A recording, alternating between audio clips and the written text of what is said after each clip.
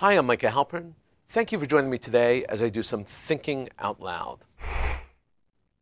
Our first segment is called Background Briefing. The first thing I've been thinking about is the abuse of history by politicians. Politicians corrupt history to prove their point. When British Foreign Minister Boris Johnson invokes the name of Adolf Hitler and proceeds to draw a parallel between the reviled greatest murderer of Jews in modern times to the actions of the current president of Russia, Vladimir Putin, we should sit up and take note. Clearly, the British Foreign Minister wants us to take notice, but his assertion that Putin will use the upcoming World Cup the same way Hitler used the 1936 Berlin Olympics is nothing short of absurd. The World Cup is the most watched event in the world, and the numbers continue to grow every year. It is said that more than half the people on Earth will watch the World Cup this summer. That means that every other person in the world will be tuning their gaze upon Russia. In preparation for the international attention the Olympic Games would bring to Germany, the Germans, under Hitler's directive, cleaned up their act. They ripped down their anti-Semitic propaganda. Posters and signs were nowhere to be seen. Despite the report, they offered the United States, which was investigating Germany's behavior during the Games, they purged their teams of all but a few Jews and claimed that qualification was open to anyone, including Jews, and that there was no discrimination. For Hitler, the Olympics were a vehicle through which he would prove the superiority of the Aryan race. Putin is many things, but he's no Hitler. Yes, Putin has grabbed Crimea and a part of Ukraine. Yes, Putin is expanding power and influence around the world, and especially in the Middle East. Yes, Putin is snubbing his nose at the West, and in particular the United States. Yes, Putin is a cold and calculating, power-infused despot, but none of this turns him into Hitler, or even Hitler-like. Boris Johnson's historical metaphor was an irresponsible use of history, and perhaps even an abuse of history. In 1874, Nietzsche wrote a short pamphlet entitled Ultimate Meditations. The second section of the pamphlet is entitled On the Use and Abuse of History. That section is probably the most important and relevant part of Nietzsche's entire opus. It has value and resonance even today, 150 years later. The German philosopher and essayist argued that people, especially politicians, abuse history for their own sake, that they distort history to advance their own view of the world. Nietzsche was, of course, responding to the rise of power of Otto von Bismarck and the explosion of German nationalism. He penned his pamphlet against the backdrop of a world that was filled with Wagner's music and with parades celebrating pride in the fatherland. His point was essential. History needs to be preserved. We must learn from history. History needs to be respected, not abused. Nietzsche wrote that while life needs the services of history, it must just as clearly be comprehended that an excess measure of history will do harm to the living. For Nietzsche, excess meant distorting history. It meant misunderstanding history and reshaping it for your own needs. The reality is that lessons of history are often culled from exaggeration and misunderstanding. That society remembers is not necessarily historically accurate, and almost every culture and social group has been guilty of using and abusing history, however inadvertently. No matter how diligent we may try, biases intervene. The Holocaust is especially prone to that abuse, and recently we have been inundated with examples. Joining the ranks of Boris Johnson is the father of Poland's prime minister, a man who himself is a member of the Polish Sejm, the lower house of the Polish parliament. Kornel Morawiecki, father of the Polish prime minister Matus, asserted that Jews voluntarily went into the Nazi ghettos. The statement fits the view of how he would have liked events to have transpired. While it is convenient, it is wrong. It is a total abuse of history, and it dovetails easily with the greatest of all modern-day misuses and abuses of history, the current Polish law about the Holocaust. That Polish law is a canard that transforms Poles into victims by removing them from their role as a responsible party, as possible perpetrators or bystanders. There were non-Jewish Polish victims of the Nazis, but the vast majority of the Poles were bystanders, and many were perpetrators. This new law altered the historical reality for Poles.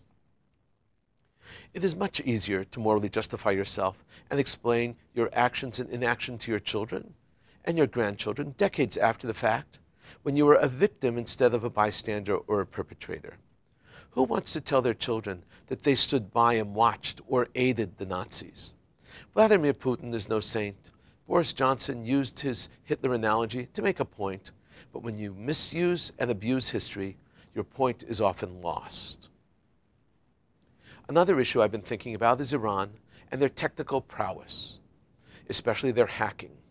Iranians have upped their hacking skills. They are successfully spying on and disrupting computers all around the world. On the cyber most wanted list compiled by the FBI, Iranian cyber criminals dominate. Of the 31 names on the list, 14 are Iranian. Iran has found another way to wreak havoc upon the world.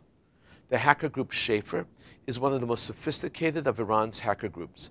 Schaefer, which has been active since 2013-2014, has attacked Israel, Saudi Arabia, Turkey, United Arab Emirates, and Jordan.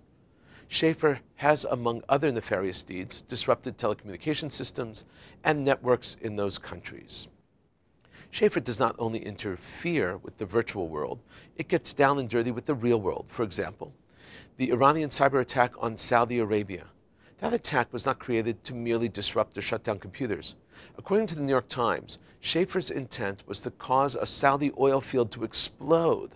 Had the cyber hacking group been successful, the result of an explosion of that magnitude would have taken cyber terror to an entirely new level. It could have brought the region to war. Schaefer has also been linked to attacks against airlines and travel companies in Africa and the Middle East. Symantec, the cyber research and security company best known for creating the ubiquitous product Norton Antivirus, describes the Iranian hacking group as aggressive, with a penchant for setting their sights on ambitious targets.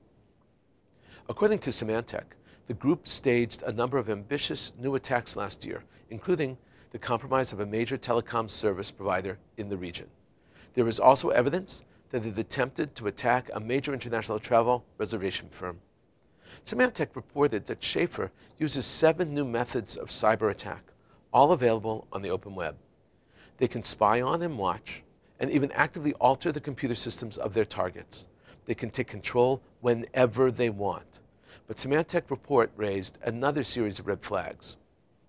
Schaefer's recent activities indicate that the group remains highly active, is continuing to hone its tools and tactics, and has become more audacious in its choice of targets. Although a regional actor, the group has followed 2 trends seen globally among targeted attack groups. Another Iranian hacker group, this one named Advanced Persistent Threat, APT-33, APT-34, and APT-35, is also very active and warrants watching and monitoring. APT-33 has been attacking the United States, South Korea, and Saudi Arabia. APT-33 and all the others is not the name of the hackers chose for themselves and for their group. It's the name the good guys, the white hat hackers, the techies, IT people, and defense nerds chose for them. These white hats are the people in the private sector and in government employ charged with defending corporations and governments. They are the first and last defense protecting democracies against evil hackers from places like Iran. The white hat hackers and other people on the good side of cyber spying often share information. They collude. It's an effective method of creating a better defense overall. Hackers, like artists, have a characteristic style and often leave their signature. The white hats gave APT-33, 34, 35 their name precisely because they posed an advanced, persistent threat to freedom-loving worlds. APT-33, before them, there was a group, and Schaefer, before that, there was a well-known hacking group traced to Iran, which was called Krambus. Schaefer bears many similar traits to Krambus. That could mean that Schaefer and Krambus hackers are one and the same. It could mean that Schaefer is the new version of Krambus. Or more likely it means that some former Krambus hackers have joined the Schaefer team. The main evidence of the Krambus-Schaefer connection is their IP address. At one time, both Schaefer and Krambus used the same IP address. In January, the Carnegie Foundation for International Peace published a report that clearly alerted the world to the hacking skills of Iran. Their researchers followed Iran's hackers for a decade and uncovered many of the methods, styles, and objectives of Iranian hackers. It was the Carnegie Foundation that discovered that Iranians were developing malware and testing it on themselves. The report actually records transcripts of Iranian hackers offering proof of their frustrations and even their methods of resolving the problems. The Iranians want access. They want control. They want the control of the systems that they hack. They want the information in those systems. They want to bring their victims to their knees. 10 years ago, Iran was not even a player in the world of cyber hacking. Today, they are contenders. Their sights are set not simply on targets of yesteryear like the West, the United States, and Israel. Today, Iran is focusing its cyber attacks on fellow Muslims. Iran is taking the traditional Shiite-Sunni conflict and bringing it into the cyberspace. Any country that challenges Iran will be targeted. That, of course, includes Saudi Arabia, the country on the top of the Shiite Iran's religious war, and now on the top of its cyber hit list. Coming up next, Points of View. Here's what some important voices have been talking about. First up is a column from the New York Times written by Bret Stephens, a regular op-ed writer for the Times. Bret was lured to the New York Times from the Wall Street Journal, and before that, he was editor-in-chief of the Jerusalem Post. This piece defends John Bolton, the new national security advisor in President Trump's West Wing. The column is entitled, "John Bolton is Right About the UN," and it was published on March 24th, 2018. Stephens sets the stage by retelling a famous Bolton line. In 1994, John Bolton said that if the United Nations Secretariat building in New York lost 10 stories, it wouldn't make a bit of difference. The quote makes an appearance nearly every time Bolton's critics compile a hit parade of his alleged infamies. My question is, why is the remark even controversial? The UN is a never-ending scandal disguised as an everlasting hope. The hope is that dialogue can overcome distrust and collective security can be made to work in the interest of humanity. Reality says otherwise. Trust is established by deeds, not words. Collective security is a recipe for international paralysis or worse. Just ask the people of Aleppo. Stephens then lists some of the scandals of the United Nations. They are stunning. He writes, as for the scandals, where to start? UN peacekeepers caused a cholera epidemic in Haiti that so far has taken 10,000 lives. Yet it took the United Nations headquarters 6 years to acknowledge responsibility. An Associated Press investigation found nearly 2,000 allegations of sexual abuse and exploitation by peacekeepers and other personnel around the world, over a 12-year period, including 300 allegations involving children. But only a fraction of the alleged perpetrators served jail time. Stephens concludes by saying that Bolton is correct about the United Nations, that Bolton is right, the right man for the job of National Security Advisor. He writes, in the meantime, we'll all have a collective freak out over the next U.S. National Security Advisor. I agree with Bolton about some things and disagree about others. But on the United Nations, he's been right all along.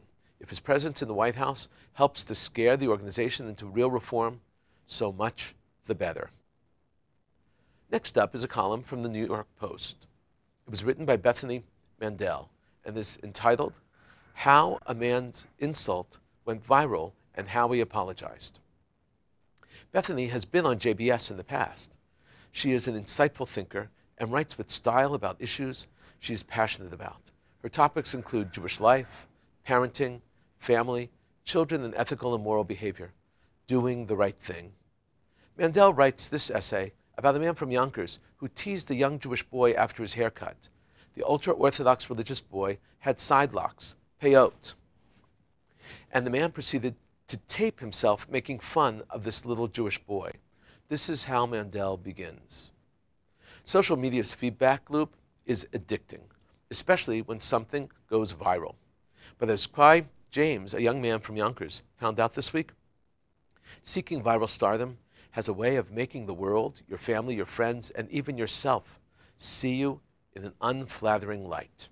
His video mocking a young Hasidic boy's haircut had hundreds of thousands of likes and millions of views on Facebook, Twitter, and Snapchat, with James' caption explaining, had to really let my son know how I felt about the whole Jewish haircut. Pray for little homie. He went on to tell the young boy, I'd be crying if I looked like that too, bro. The video went viral, but James regretted what he had done and wanted to apologize. He realized he had made a mistake and stepped away from that he had stepped away out of the line. Mandel concluded that James learned his lesson. She writes, James learned that lesson the hard way, but at least he learned it. The rest of us, meanwhile, can learn not only from his mistake, but perhaps more important, his attempt to rectify it. He didn't minimize the harm or historical weight his words carried, and he didn't run from his responsibility to try to make it right in the face of a social media mob. Coming up, commentary through cartoons where pictures tell the story. Let's look at 3 cartoons today, all from the same artist, critic. They're all from Dry Bones, from Yaakov Kirshen. The first cartoon is from March 23, 2018. It depicts U.S. President Trump chasing peace up a dry, steep incline, leading from muddy waters. In the mud are Abbas, the PLO, and Hamas. They're looking on with question marks, asking what's going on. The second cartoon is also from Dry Bones and was published March 18, 2018. This cartoon shows a Palestinian behind the steering wheel. The caption reads, "Did you hear about the Palestinian Arab who failed his driving test? He kept missing people." This is a poke at a very sad situation where the preferred weapon of the terrorist has been car rammings. The third and final cartoon today is, of course, Dry Bones again, by Yaakov Kirshen, published on Wednesday, March 21, 2018. The cartoon is a field of yellow, and in the center is a European Jew with spiked red hair and a big Star of David. He's carrying a small suitcase. In the background is a group of Muslims shouting and gesticulating. The caption reads, "The Jews of Europe can come home to Israel. Unfortunately, the Christians have no place to escape to." This is a very biting critique of Muslim hatred of Europe. In a moment, more of my own perspective and a few predictions. Israel's Iron Dome was activated recently over the south of Israel. The code red alarm sounded in 3 different regions in Israel: Sderot, Chof Ashkelon, and Shar HaNegev. The Iron Dome detected projectiles incoming to all 3 regions and responded by launching missiles to intercept them. Everything worked perfectly, except that the incoming rockets were not rockets at all. They were actually bullets from gunfire. The sensors on the Iron Dome are very sensitive. In fact, too sensitive.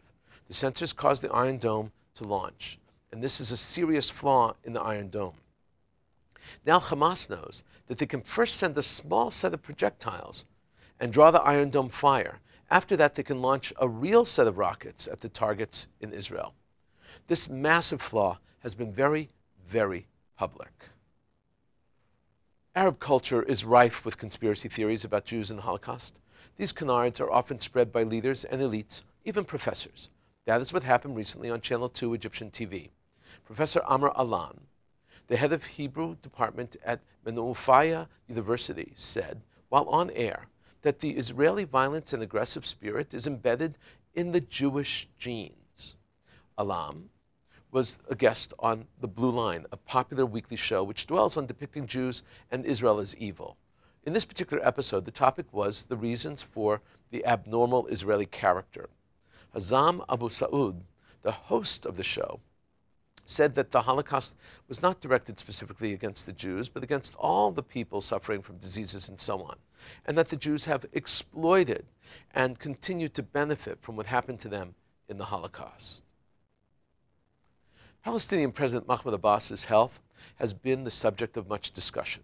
After a recent hospital visit, the Palestinian press released pictures of Abbas walking around and appearing to feel better.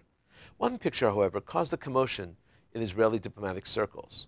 Abbas is sitting and reading an Arabic newspaper, the Palestinian daily Al-Hayat Al-Jadida. In the newspaper, one can clearly see a cartoon of an Israeli soldier force-feeding a baby bottle filled with poison to a Palestinian baby. The cartoon is titled Lila Gandour, and that's the name of the 8-month-old baby that the Palestinians claim died of tear gas poisoning, who, by the way, the health ministry of the Palestinian Authority have just said did not die of that, but rather congestive heart failure.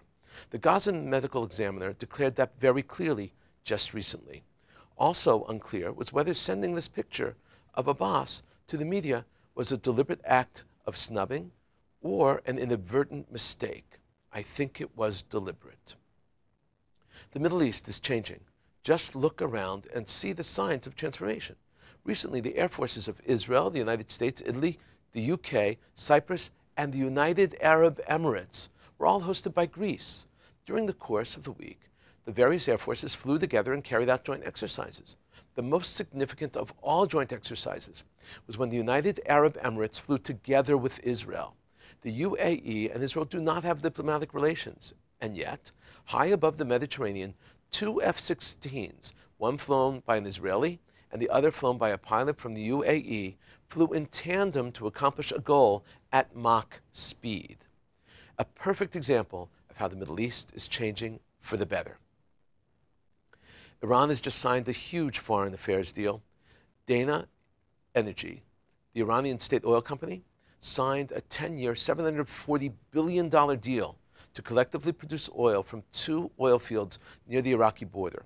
Their agreement is with the Russian state-owned oil company called Zarubezhneft. Together, both fields will pump 84,000 barrels of oil a day. Last year, China and France's oil company SA came to an agreement with Iran also. Their agreement was worth $5 billion to develop an offshore natural gas field. Iran is running to expand their role in the world of energy. They are competing big, and they are scoring big. Gallup published a poll on their website that turned conventional wisdom on its head. The Gallup poll showed that Americans support Israel more, or at least as well, as they have ever supported her for the decades ever since Gallup started first polling this question. 64% of Americans have a positive feeling towards Israel. Only 19% feel positively towards Palestinians. Americans feel 45% more favorably towards Israel than toward the Palestinians. This result tied with the 1991 Gallup poll, which was taken during the first Gulf War, and the poll taken in 2013 when Barack Obama was President of the United States. Contrary to what the media tells us, Israel is well-liked and respected by Americans. Azerbaijan leadership has concluded a 3-day trip to Israel.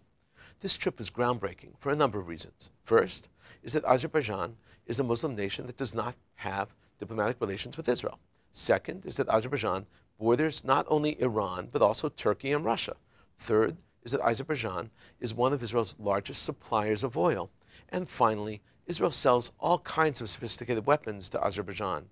The Azerbaijani delegation to Israel was led by their Minister of Taxation, and he was joined by several deputy ministers.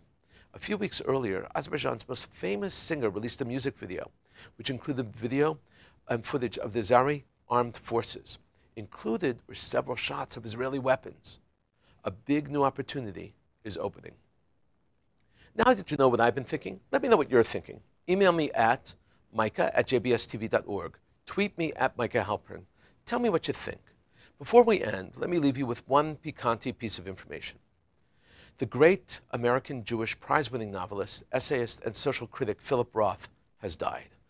Roth was fearless in his descriptions and his critique of our society and culture, often touching on sensitive Jewish subjects. He wrote about sex and death and assimilation and fate. According to most critics, his most famous novel was Portnoy's Complaint, a novel filled with humor and biting critique. Roth, aged 85, died in New York. The cause of his death was congestive heart failure. Philip Roth was the author of more than 25 books. He was fond of quoting Kafka as hero, and even wrote in one of his novels, The Ghostwriter, the following of Kafka: "We should only read those books that bite and sting us." Roth insisted that he was not a Jewish author. He was not like Bernard Malamud or Saul Bellow. He believed that he gave a voice to the first group of Jews who were full-fledged Americans. However, his work was totally informed by his Jewishness. On a personal note, I will miss him. We used to meet and speak regularly on Broadway, outside of Zabar's, near his home on 86th Street in Manhattan. A street bookseller would have a collection of Philip Roth's books on his table, wrapped in plastic, to keep them perfect. When Roth was in a bad mood, there was no discussion. When he was in a good mood, He would wax eloquent about whatever was on his mind. Philip Roth was one of a kind. Yehi Zichro Baruch. May his memory be blessed. Thank you for thinking out loud with me, Micah Halpern. Let's think out loud again next week on JBS.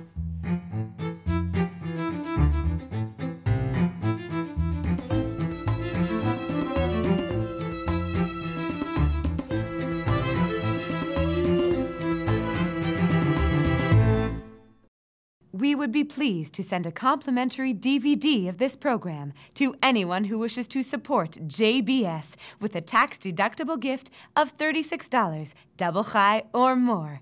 Simply visit the JBS website at jbstv.org and click on the Donate button to make a donation by PayPal or your credit card. And please indicate the program for which you would like a DVD. Or you can send your tax-deductible check to JBS, P.O. Box 180, Riverdale Station, Bronx, New York, 10471. And again, please remember to indicate which program you would like to receive with our compliments. And we thank you for your kind support.